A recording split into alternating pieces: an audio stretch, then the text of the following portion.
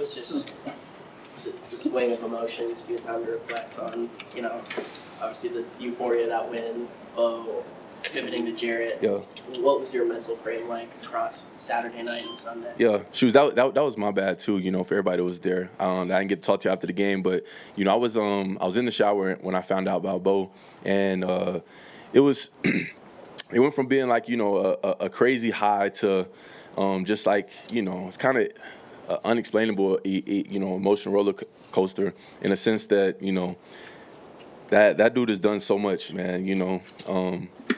If there's anybody that's deserving of this opportunity in this space, it's him. For us to even have a chance to win that game, he made some huge plays throughout the whole game, but in fourth quarter and overtime, he did a great job of getting us an opportunity to go win that game. And you hear news like that, and then it just kind of, it's a gut check, And so I went and sat with him, man, and I just sat with him and just was with him, because he was. To get the news that he just got, he was taking it well. But I knew that he was hurting. And so, it was an emotional roller coaster in terms of that. And it took, I would say, a good amount of that night to kind of transition the energy towards, all right, bet. I know Jarrett very, very well. Been able to spend a lot of time with him in terms of OTAs, training camps, preseason, getting some reps with him throughout the week, whatever it may be. And so, I have no doubt in my mind that Jarrett's going to be ready to go play. If there's a guy that prepares as well as Bo, it's him. He goes in, he knows the entire playbook. He knows everything that needs to be done for us to go out there and have success. And it was a quick. It was one of those things you have to. It's a quick transition. You're sad, and then you have to realize that we still got a job to go do.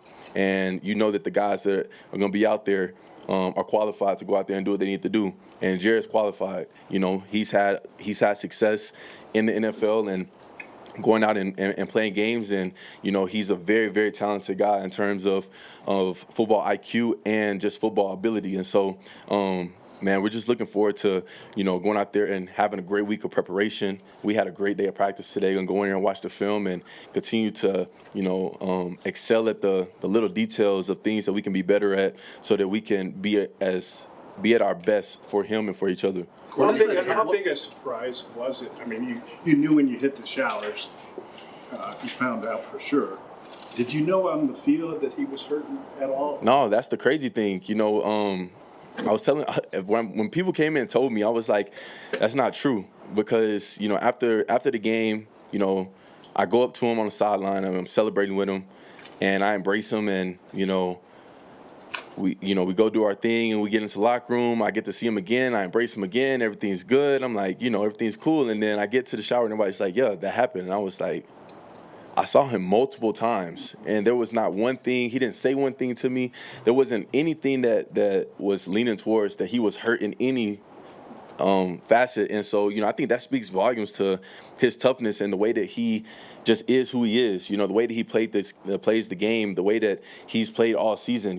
He's fought through adversity all season and has given us everything, every ounce that they could give us, every single week. And so I think that spoke volumes to just the man that he is and the character that he has. He didn't say, he didn't try to make this big scene. It was like, oh, I just won the game and I hurt myself. It was like, nah, like he didn't want to steal the joy from the moment from anybody. He kind of just let it happen, and once everything kind of settled, he just let everything happen. But like I said, I think that speaks volumes to the man that he is and the football player he is and the character that he has for how he carries himself. Courtland, we talked to you a lot about the journey you've been on here, being so close now to a Super Bowl, obviously the first time in your career. What is this week like for you, and how eager are you for Sunday? Yeah, shoes, man. Excited. Coach reminded us of we're one of 4 teams that are still practicing right now. Everybody else is at home, enjoying their off season. And when you look at it from that perspective, it's such a blessing to be one of 4. It's something that this team has earned, and I don't think that anybody takes it for granted at all. I think everyone is embracing the moment, embracing this opportunity, and we have a locker room that's full of guys that are ready to take advantage of what's in front of us. We have a huge opportunity ahead of us. A lot of guys either haven't really been in the playoffs. We got a few guys from other teams that have experienced, conference championships and experienced playing the Super Bowls. But this bunch that we have in this locker room, man, the brotherhood that we have in this locker room, I think that we all want to be able to continue to keep experiencing these M&Ms, as Coach Vitt would say, making these memories. And this is one of those memories that we get a chance to go out there and make. But, it all starts with the preparation this week. And I think that, like I said, we're off to a good start based on how we went out in practice today. What is the top attribute you see in Jarrett Stidham that comes to this team?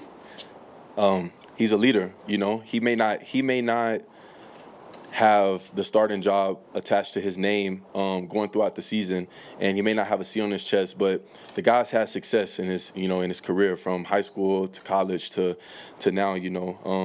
He's had success, and he's been a highly sought after guy. There is a reason why he's been able to stay here, and they've done a really good job of making sure that he didn't leave here. For the unknowns, the situations that may pop up, something like this, you always say, God forbid, someone gets hurt, but in this sport, it happens. And in the biggest moment, in one of the biggest moments in a lot of our careers, he's stepping up and ready to go take advantage of his opportunity because of the preparation and the way that he carries himself, week in and week out. Marvin had 8 catches, 93 yards, that touchdown at the end of the game. How cool was it to see him step up into that moment? Yeah, man. I mean, Marv is special, man. I tell boys all the time, we have such a unique room. I think that we have a room full of guys that are talented in different aspects, and we all carry our abilities well. And I think people think that Marv's just this, Marv's this specialist guy that they kind of use on offense. It's like, nah. If you go look at it, Marv was a very, very successful receiver in high school, a very, very successful receiver in college. He wasn't just a specialist guy. That's just one thing that he came here and wound up being really, really good at. And, which is nice. But Marv is a hell of a receiver. And, I was happy to see him be able to go out and have the success that he had, because he has so many qualities, so many good qualities. I say he has, for a receiver, he has some elite ball skills. And he can track the ball very, very well. I don't know if it comes from catching punts or whatnot, but he does a really good job tracking the ball and being able to put his hands on it, making crazy catches. But his speed is something that I think people wind up losing track of. They think they know how fast he is until they get in front of him and they realize that he's floating. I always say it looks like Marv's not running fast, and then he gets on you like, dad gum, he moving. So it was cool to be able to watch Marv have that success, and I know that he's going to continue to have more success because of the way he practices, the way that he prepares, the way that he takes care of his body. And I'm looking forward to that our whole room, our offense, our defense, and the specialists going out and having a great week of preparation and a great week on Sunday.